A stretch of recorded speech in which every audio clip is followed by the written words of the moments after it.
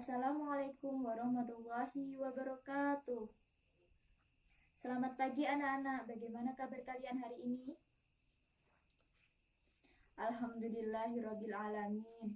Semoga kita selalu mendapatkan perlindungan dari Allah, semoga selalu sehat sehingga kita bisa mengikuti pembelajaran dengan baik.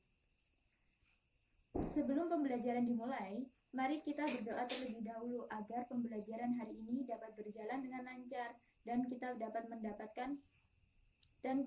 dapat ilmu yang bermanfaat dari pembelajaran hari ini. Berdoa dimulai.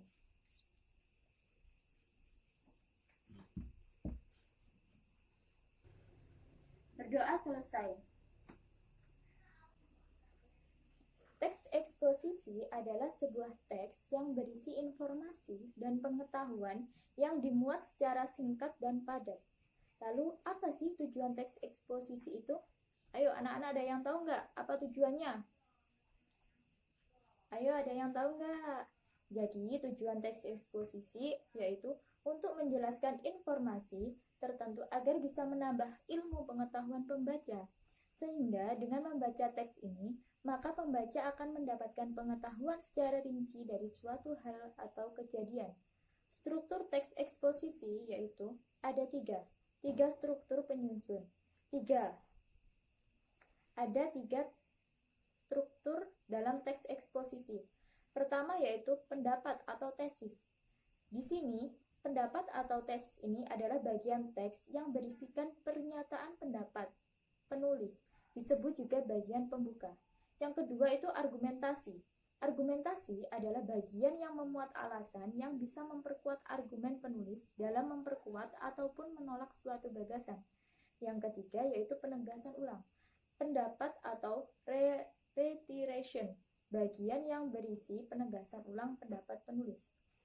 Kemudian, ciri-ciri teks eksposisi yaitu pertama, menjelaskan informasi pengetahuan. Yang kedua, gaya informasi yang mengajak. Biasanya menjawab pertanyaan apa, siapa, kapan, di mana, mengapa, bagaimana. Lalu, berusaha menjelaskan tentang sesuatu. Kemudian, ciri yang berikutnya yaitu gayanya bersifat informatif. Fakta dipakai sebagai alat kontribusi. Singkat, padat, akurat. Berusaha menjelaskan sesuatu. Fakta juga dipakai sebagai alat konkretisi. Penyampaian secara lugas serta memakai bahasa yang baku. Tak memihak yang berarti tak memaksakan kemauan penulis pada pembaca. Fakta dipakai sebagai alat kontribusi dan alat kontritasi. Paragraf eksposisi umumnya menjawab tentang askadimega. Lalu apa aja sih unsur kebahasaan itu? Jadi, ciri kebahasaan yang ada pada teks eksposisi itu apa aja? Ada yang tahu nggak? Ayo, siapa yang tahu? Nanti Ibu kasih nilai plus loh. Ayo, siapa yang tahu? Jadi, ciri kebahasaan itu menggunakan pronomina, jenis kata yang menggantikan nomina atau frasanomina. Yang kedua, memakai konjungsi. Konjungsi dapat digunakan dalam teks eksposisi untuk memperkuat argumentasi. Yang ketiga yaitu memakai kata leksikal tertentu atau kata yang mengacu pada kamus, merupakan kata yang mengacu pada benda, baik nyata maupun abstrak, dalam kalimat berkedudukan sebagai subjek. Dilihat dari bentuknya dan maknanya, ada yang berupa nomina dasar maupun nomina turunan. Nomina dasar contohnya yaitu gambar, meja, rumah, pisau. Jenis-jenis teks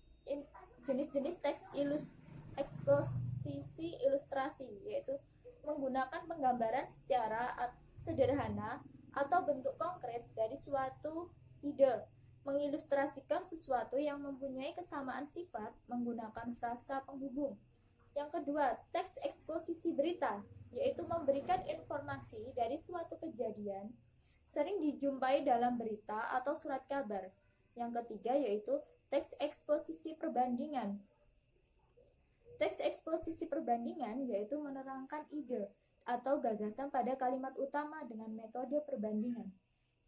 Kemudian ada lagi teks eksposisi proses, yaitu berisi mengenai panduan atau tata cara membuat sesuatu. Kemudian ada teks eksposisi definisi.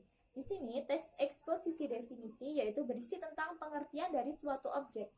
Kemudian ada teks eksposisi pertentangan, berisi pertentangan antara sesuatu objek dengan objek lainnya, yang biasa digunakan frasa penghubung, meskipun, begitu, akan tetapi, sebaliknya.